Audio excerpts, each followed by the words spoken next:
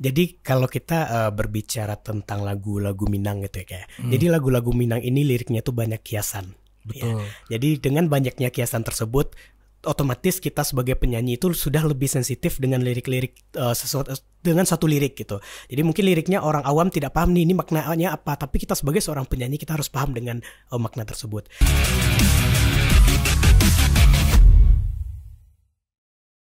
Halo generasi penerus atas, selamat datang di Siniar Literasi.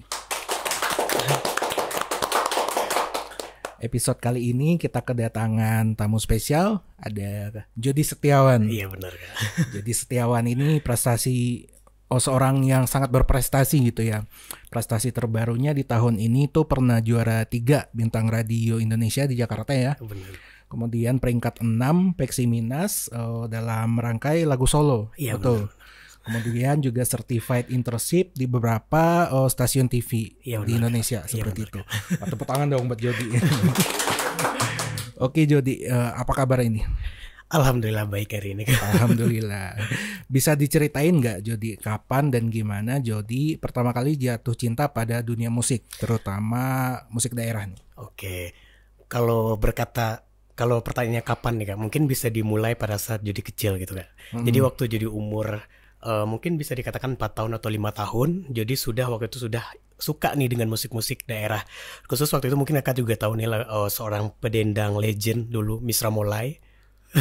Nah, jadi waktu kecil uniknya waktu itu Jody memang sudah suka nih dengan lagu-lagu beliau, Misra Molay, terus juga dulu ada Ria Amelia yang lagi hype-hypenya. Jadi waktu kecil itu Jody sudah mendengar lagu tersebut dan juga Jody suka nih dengan kehadiran musik dendang di Rena Minang. Jadi waktu itu itulah yang membuat rasa cinta Jody terhadap musik itu hadir gitu kan, terutama musik daerah yang akhirnya disalurkan waktu itu pada saat mungkin kalau untuk berlombanya itu mungkin di kelas 3 SD waktu itu. 3 SD dimulai, dan untuk disalurkan pertama kali untuk tampil di depan umum itu waktu Jody berusia kira-kira 5 tahun waktu itu kan.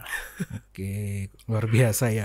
Kemudian ada pengalaman spesifik gitu dari masa kecil yang membentuk atau menumbuhkan rasa cinta Jody pada budaya lokal atau musik daerah gitu. Oke.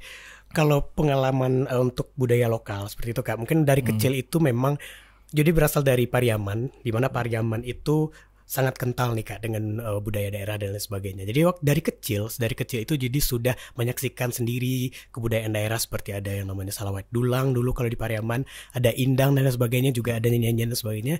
Itu yang membentuk waktu itu karakter, ini ya yang namanya Indang, ini yang namanya seni gitu. Jadi waktu itu sudah muncul nih keinginan untuk belajar akan kebudayaan tersebut gitu. Dan untuk dari kecil itu spesifiknya memang waktu kecil itu waktu Jody berusia 5 tahun itu pertama kali nih waktu itu Jody tampil di atas panggung untuk bernyanyi. Yang awalnya orang tua itu tidak malu, mungkin orang tua mikirnya nanti malu-maluin, jangan gitu. Jadi waktu itu karena kendurinya pesta keluarga, waktu itu ada pesta di keluarga. Jadi waktu itu karena Jody sama kakak-kakak nih sama abang-abang, akhirnya Jody mau nyanyi gitu. Jadi waktu kecil kan naluri bernyanyinya itu memang lumayan kuat. Jadi ingin bernyanyi, waktu itu abang yang ngantar ke atas, Jody nyanyi, habis itu baru deh orang tua percaya mungkin anaknya punya bakat di bidang ini, seperti itu. Oh gitu. Dari pede aja gitu ya. Terus nyanyi akhirnya muncullah potensi itu dan dilihat oleh keluarga kayak gitu ya. Kemudian dari nyanyi-nyanyi gitu ada pengalaman lebih lanjutnya nggak setelah mungkin beranjak remaja, dewasa gitu? Ya, dimulainya lagi itu pada saat Jody kelas 3 SD. Waktu itu bakat ini juga ditemukan oleh kepala sekolah waktu itu kan. Jadi memang langsung disalurkan untuk ikut lomba. Jadi kalau di SD itu namanya FLS2N. Jadi waktu itu Jody ikut FLS2N waktu kelas 3 SD dan langsung nih Kak juara di kecamatan, mewakili kecamatan ke kabupaten waktu itu. Itulah awal pertama yang memang disalurkan secara langsung untuk lomba-lomba atau bisa dikatakan festival. Setelah berangkat dari hal tersebut barulah orang tua itu langsung menyalurkan dengan memasukkan ke sanggar dan lain sebagainya, seperti itu. Berarti dimulai dari suka, terus hobi, kemudian ikut lomba. Benar-benar Kak. Pernah jadi ini nggak, juri atau pembimbing gitu? Pernah Kak. Kalau untuk menjadi juri itu waktu itu jadi pernah beberapa kali. Dulu pernah jadi juri solo song tingkat SMA di Lubuk Basung, dan juga ada pernah menjadi juri Festival Lagu Minang waktu itu di Palembayan. Palembayan. Dan untuk jadi pembimbing atau pelatih sendiri itu Jody pernah melatih tim musikalisasi puisi SMA Negeri 3 Bukit Tinggi. Oh, di sini. Iya, di sini jadi pelatih tim musikalisasi puisi, dan alhamdulillah waktu itu berhasil meraih peringkat 4 tingkat provinsi seperti itu. Tingkat provinsi. Iya, benar. Nah, waktu jadi pembimbing musikalisasi puisi nih, pernah mengadaptasi unsur musik daerah dalam penampilannya nggak? Terus hasilnya gimana tuh? Iya, uniknya itu mungkin ya kayak karena kalau kita berbicara tentang musikalisasi puisi, itu adalah puisi yang kita jadikan sebuah lagu. Betul. Jadi waktu itu mungkin orang berpikirnya kalau kita membuat suatu komposisi musik, mungkin orang akan mikirnya ke akustik modern atau ke istilahnya ke musik-musik yang lebih modern atau musik yang ada di zaman populer, ini. Ya. Dan waktu itu jadi mencoba sesuatu hal yang berbeda sebagai bentuk diferensiasi dari tim musikalisasi puisi yang jadi bentuk.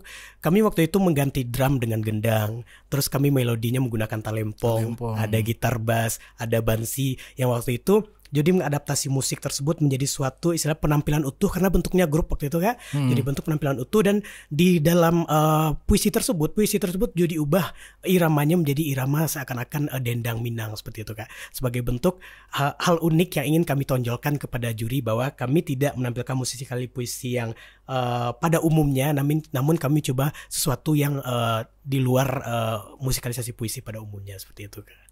Berarti ada proses apa tadi, diferensiasi. Iya benar Kak. Nah, dalam proses itu dapat inspirasinya dari mana gitu? Apakah mungkin dari buku atau dari film atau mungkin dari perpustakaan pernah gitu? Barangkali. Iya Kak.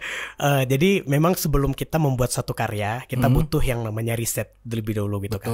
Karena puisi yang diberikan kepada kita adalah satu puisi yang utuh. Puisi tersebut kita tidak tahu maknanya apa dan sebagainya. Memang kita harus riset terlebih dahulu.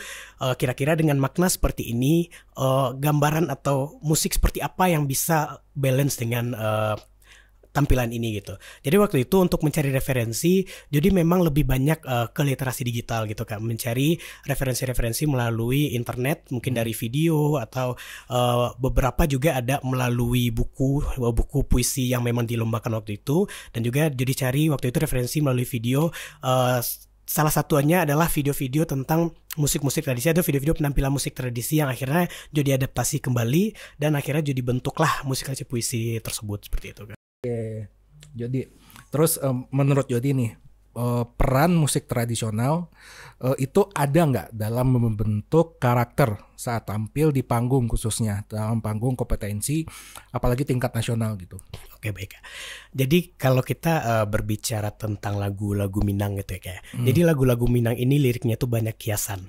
Betul. Ya. Jadi dengan banyaknya kiasan tersebut, otomatis kita sebagai penyanyi itu sudah lebih sensitif dengan lirik-lirik dengan satu lirik gitu. Jadi mungkin liriknya orang awam tidak paham nih ini maknanya apa, tapi kita sebagai seorang penyanyi kita harus paham dengan makna tersebut.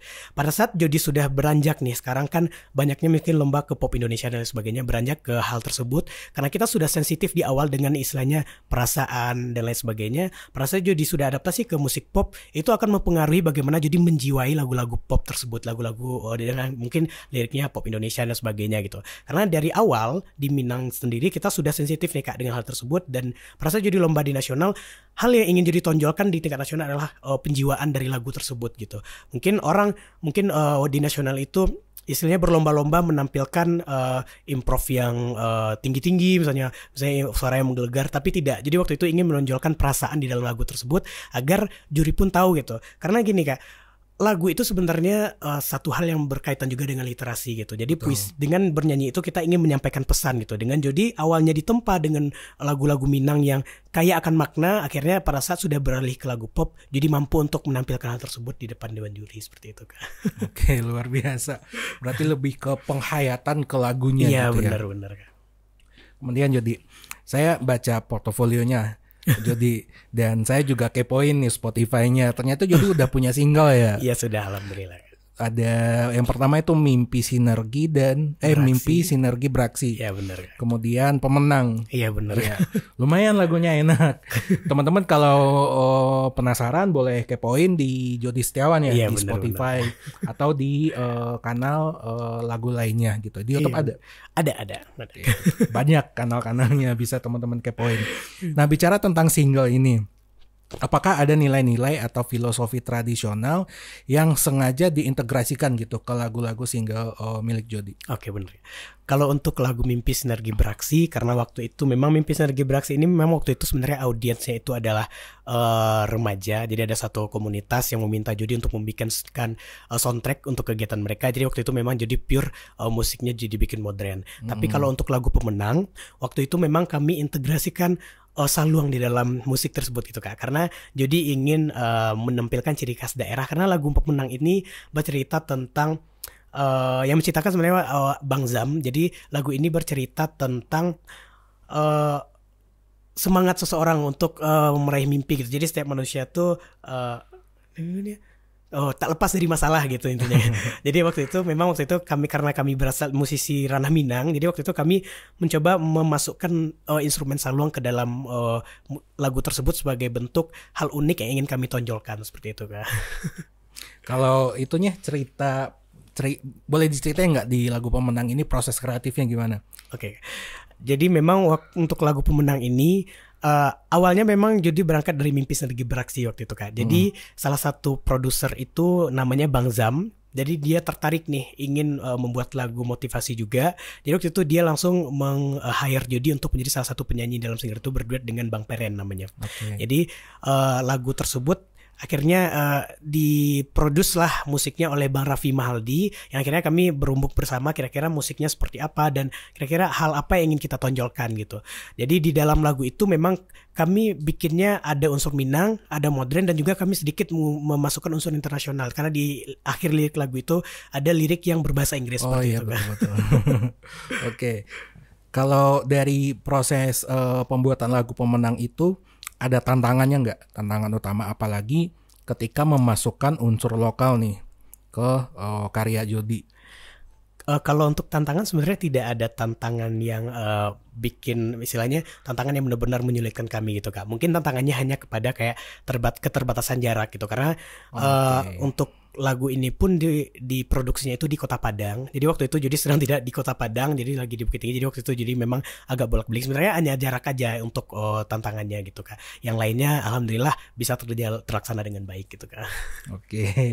Luar biasa, tepuk tangan dong sekali lagi teman-teman untuk Jody. Mungkin boleh kali ya di podcast ini kita perdengarkan lagu pemenangnya ya. Boleh nggak? Boleh. Kalau album ada nggak? Maksudnya ada rencana ke depannya untuk bikin album gitu? Ada nih Kak. Jadi sekarang Jody lagi produce juga lagu Minang. Jadi mencoba sesuatu yang berbeda karena Jody sebenarnya sudah ada Pure Minang, karena jadi sebenarnya belum ada nih lagu Minang yang benar-benar istilahnya jadi produksi dengan baik seperti itu. Jadi sekarang Jody sedang memproduksi salah satu lagu Minang, itu lagu ciptaan Jody sendiri, dan waktu itu juga menggait beberapa musisi juga untuk membuat musik. Itu ada namanya Kenny Pramudia asal Payakumbuh. Jadi sekarang Jody sedang mendirect proyek tersebut. Alhamdulillah sudah recording beberapa 1 minggu yang lalu. Mungkin sekarang kalau lagunya sudah selesai, tinggal untuk syuting video klip dan lain sebagainya gitu kan. Oke, luar biasa. Boleh kali ya syutingnya di sini ya. Banyak kok spot-spot menarik di sini. Oke, jadi sekarang kita bahas terkait dengan literasi nih, literasi budaya pada khususnya. Nah, menurut Jody, bagaimana sih peran literasi budaya membantu seniman-seniman muda untuk membangun identitas yang unik dan nantinya bisa berdaya saing gitu di tengah gempuran budaya-budaya yang lain gitu ya, apalagi budaya-budaya luar negeri kayak gitu. Iya benar Kak. Kalau berbicara tentang peran budaya untuk istilahnya hal unik gitu ya, kayak membentuk hal unik terhadap musisi, karena gini Kak. Kalau remaja itu aware dengan kebudayaan daerah mereka, saya yakin ini akan menjadi suatu hal yang dapat kita tonjolkan gitu Kak. Karena memang kalau kita hanya membuat musik yang mainstream yang pada umumnya orang-orang ini musik ini, jadi orang mungkin akan tidak tertarik gitu Kak. Bagaimana kalau kita memasukkan unsur budaya tersebut ke dalam suatu karya seni yang ingin kita tampilkan, terlebih di dalam hal musik misalnya seperti itu. Ini akan menjadi satu hal yang dapat kita tonjolkan ke depannya, karena memang kebudayaan daerah kita terkhusus di Sumatera Barat itu sudah sangat banyak gitu Kak. Bagaimana kita mengintegrasikan musik-musik daerah ke dalam musik modern itu juga hal yang bisa untuk menjadi istilahnya pemantik untuk orang tertarik untuk mendengarkan lagu-lagu kita. Karena buktinya saya sudah banyak gitu Kak, seperti lagu-lagu timur yang sudah lagi hype di TikTok dan lain sebagainya. Mungkin kalau kita memang bisa untuk memplacementkan musik daerah ini ke dalam musik modern, mungkin ini akan menjadi hal yang mampu untuk menarik orang dan orang tertarik untuk mendengar karya yang sudah kita buat seperti itu Kak. Inilah hal unik yang patut untuk kita tampilkan sebagai generasi muda. Jadi jangan kita sekarang coba kita jangan condong ke barat atau musik-musik barat dan sebagainya. Coba kita condong ke musik daerah kita sendiri dan kita bentuklah musik daerah tersebut semenarik mungkin agar kita juga mampu memperkenalkan musik daerah ini tidak hanya di Sumatera Barat saja, namun kita coba perkenalkan secara luas di tingkat nasional seperti itu Kak. Oke. Cuma ya balik lagi ya masalah seni, masalah musik itu ya balik lagi ke masalah selera. Iya gitu benar-benar. Nah gimana nih pendekatan Jody menurut Jody gitu ya untuk bisa membuat sebuah karya itu menjadi karya yang universal gitu seleranya gitu. Benar-benar. Bisa disukai oleh banyak orang kayak gitu. Benar-benar. Mungkin ini juga nih Kak. Kembali juga karya yang sedang Jody direct sekarang, yang sedang Jody bentuk sekarang, itu memang lagunya itu lagu Minang. Namun di dalam lagu Minang tersebut Jody mencoba untuk memasukkan unsur orkestra gitu Kak. Jadi masukkan unsur orkestra modern, namun tetap nanti akan ada musik daerah di dalamnya seperti itu. Itulah salah satu cara bagaimana kita membentuk musik daerah tersebut tidak kolot. Mungkin orang mikirnya musik daerah terlalu kolot karena ini. Bukan. Kita bisa untuk maksudnya kita bisa untuk memplacementkan musik daerah tersebut ke dalam musik modern, asalkan kita tahu bentuk placementnya seperti apa yang menarik seperti itu Kak. Mungkin dalam bentuk istilahnya instrumen orkestra atau instrumen modern kita masukkan musik Minang, istilahnya itu sebagai pemanis dan orang tahu oh ini instrumen apa gitu, kok enak ya gitu. Orang-orang pasti akan mencari tahu nih ini musik apa, dan akhirnya orang-orang akan tertarik juga untuk memasukkan musik-musik daerah tersebut ke dalam lagu seperti itu Kak. Oke, luar biasa. Oke, Jody, pertanyaan berikutnya. Jody pernah berpengalaman ya sebagai duta bahasa dan juga duta genre gitu. Iya benar Kak. Oke. Sepengalamannya Jody nih sebagai duta bahasa dan duta genre, bagaimana sih Jody memperkuat pemahaman akan pentingnya narasi budaya dalam karya seni yang Jody hasilkan? Oke, benar. Jadi kalau di duta bahasa, mungkin kalau duta genre kita fokusnya kepada remaja, namun kalau untuk hal-hal yang berbau budaya juga ada nih Kak di duta bahasa.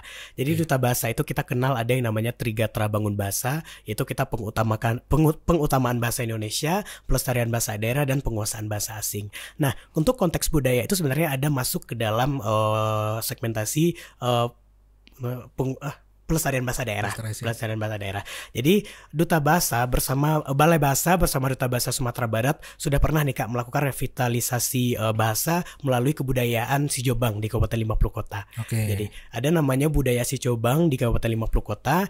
Dalam budaya Sijobang itu bentuknya itu adalah semacam dendang dengan ada kacapi kalau orang punya musik daerahnya. Jadi musik Sijobang itu ada dendangnya, dan dendang itulah yang bahasa dalam dendang tersebut yang akhirnya kami integrasikan untuk revitalisasi bahasa daerah tradisional seperti itu Kak. Karena bahasa daerah tradisional itu juga patut untuk kita lestarikan sebagai suatu kekayaan. Karena jadi pernah baca Kak, wujud kekayaan suatu bangsa itu salah satunya melalui bahasa. Jadi itulah peran dari Duta Bahasa dan juga Balai Bahasa, bagaimana kami merevitalisasi bahasa daerah yang kuno melalui kesenian Sijobang tadi, melalui budaya Sijobang tadi, yang akhirnya itu juga dapat memperkaya bahasa yang ada di daerah kita seperti itu. Oke. Seperti yang kita tahu juga ya, bahasa dan budaya itu merupakan 2 dari 7 pembangun peradaban kalau saya nggak salah ya. Berarti ya yang memang harus dilestarikan seperti itu. Entah itu bahasa nasional ataupun bahasa ibu, apalagi bahasa internasional yang kita gunakan untuk berkomunikasi dengan orang luar kayak gitu. Iya benar. Luar biasa. Nah, jadi pertanyaan berikutnya nih. Menurut Jody, seberapa besar sih pengaruh dokumentasi lokal seperti buku atau arsip atau audiovisual yang ada di perpustakaan dalam memperkaya pengetahuan Jody dalam warisan musik daerah? Oke. perannya itu sebenarnya sangat besar gitu Kak. Karena seperti yang Jody katakan tadi, di saat seorang musisi itu ingin membentuk suatu karya, otomatis mereka akan melakukan riset terlebih dahulu terhadap karya apa yang ingin mereka tampilkan. Dengan hadirnya perpustakaan atau literasi visual yang ada di perpustakaan, itu akan membantu nih Kak musisi untuk memahami karya-karya yang ingin mereka riset seperti itu. Jadi seorang musisi itu nantinya akan meriset nih Kak karya apa yang ingin mereka direct atau yang ingin mereka hasilkan. Otomatis kalau karya tersebut berhubungan dengan budaya, dengan hadirnya perpustakaan literasi, mereka punya wadah untuk mereka nantinya mencari apa yang ingin mereka tampilkan atau apa yang ingin mereka riset di karya mereka tersebut. Jadi memang peran dari perpustakaan itu sangat besar menurut Jody. Luar biasa. Oke, jadi nah jika diberi kesempatan nih dalam membangun program kolaboratif antara perpustakaan dan pelaku seni, khususnya pelaku seni musik daerah gitu. Bener. Kira-kira menurut Jody nih bentuk programnya yang ideal tuh yang seperti apa? Oke Kak.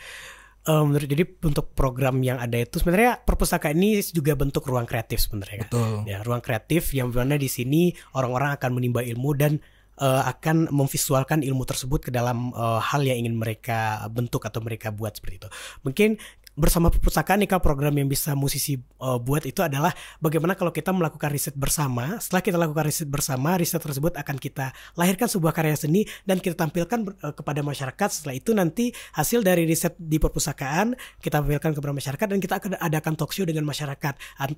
Dari mana karya ini berasal, dari buku apa misalnya. Jadi mungkin itu hal menarik nih Kak yang bisa kita bentuk bersama perpustakaan yang nantinya ini itu akan menumbuhkan rasa cinta masyarakat terhadap perpustakaan. Karena mungkin orang berpikir perpustakaan itu hanya untuk membaca, sedangkan peran perpustakaan itu sebenarnya lebih daripada itu. Di perpustakaan kita bisa melakukan riset, di perpustakaan kita bisa melakukan hal-hal kreatif misalnya, dan juga di perpustakaan kita bisa menghasilkan karya. Jadi semuanya bisa berangkat dari perpustakaan apabila kita bisa memanfaatkan perpustakaan tersebut dengan baik seperti itu Kak. Mungkin program talk show juga mungkin bedah karya ya, selama ini kan kita kegiatannya mungkin bedah buku aja gitu. Mungkin dengan adanya program kolaboratif kita bisa bikin kegiatan bedah karya gitu bener, ya. Biasa. Iya, seperti seni itu kan sebenarnya proses literasi gitu ya Kak. Karena mungkin misal seni tari atau seni musik misalnya, ada pesan nih Kak sebenarnya yang ingin disampaikan, sama halnya dengan puisi. Itu sebenarnya juga bentuk literasi kalau menurut Jody ya Kak ya. Karena melalui seni itu kita akan bercerita apa yang ingin kita sampaikan kepada masyarakat. Mungkin masyarakat awam mungkin tidak paham nih apa yang kita ceritakan. Dengan adanya bedah karya tadi mungkin itu juga menjadi satu hal yang mampu untuk menarik orang untuk berliterasi seperti itu Kak. Oke, luar biasa. Tepuk tangan dong teman-teman. Oke, Jody, ada pesan nggak yang ingin Jody sampaikan kepada teman-teman khususnya generasi muda nih yang ingin mungkin lebih memperkaya dirinya dengan budaya lokal gitu, seni musik tradisional dan lain-lainnya gitu, silakan. Ya, mungkin pesannya kepada teman-teman di luar sana adalah jangan malu gitu dengan musik daerah atau kebudayaan lokal yang kita punya gitu. Karena sejatinya inilah yang menjadi pembeda kita nantinya dalam membuat satu karya. Dan itulah yang menjadi istilahnya kebanggaan kita sebagai orang Minang melalui musik daerah Minang atau seni tradisional Minang gitu. Jadi dengan kita bangga terhadap kebudayaan kita, nantinya kita mampu untuk menampilkan kebudayaan kita kepada masyarakat gitu. Inilah kebudayaan kita, inilah kebanggaan kita melalui kebudayaan musik daerah atau melalui budaya-budaya tradisional yang nantinya dapat menarik orang untuk tertarik untuk datang atau tertarik untuk mempelajari musik-musik daerah kita yang akhirnya dikenal oleh masyarakat. Mungkin itu aja. Tepuk tangan lagi dong teman-teman. Oke. Terakhir nih, dalam satu kalimat, bagaimana Jody melihat tradisi musik daerah sebagai bagian dari literasi masa depan yang kreatif, inklusif, dan berdaya saing? Jadi melihatnya literasi daerah ya? Iya. Oke. Literasi daerah ini bisa menjadi hal yang kita tonjolkan gitu Kak, karena melalui literasi daerah akan banyak ide-ide kreatif yang akan muncul di masyarakat. Mungkin itu saja Kak. Oke, tepuk tangan dong teman-teman. Tepuk tangan dulu ya dari tadi. Oke, baik. Terima kasih sekali lagi Jody atas waktunya di episode Siniar Literasi kali ini. Semoga mungkin apa yang diharapkan, apa yang ingin Jody sampaikan melalui karya-karyanya bisa tersampaikan kepada teman-teman generasi muda. Dan teman-teman generasi penerus Hatta jangan lupa like, tinggalkan jejak di komen dan subscribe di bawah ini ya. Dan jangan lupa juga follow akunnya Jody Setiawan dan dengarkan lagunya enak serius di kanal musik di seluruh kanal musik ya ada deh. Iya, seluruh kanal musik ada. Terima kasih. Salam literasi. Lalu.